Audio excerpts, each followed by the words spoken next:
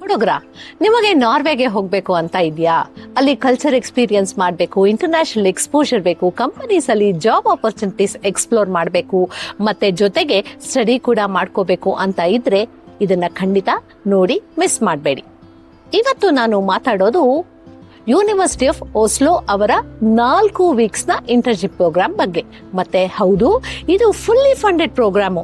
University of Oslo is one of the top universities in Norway.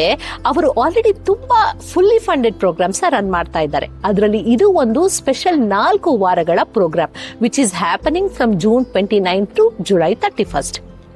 ಈ programme ಅಲ್ಲಿ Norway students ಮಾತ್ರ ಅಲ್ಲ, world wide 63 countries ಇಂದ students participate ಮಾಡ್ತಾ ಇದ್ದಾರೆ.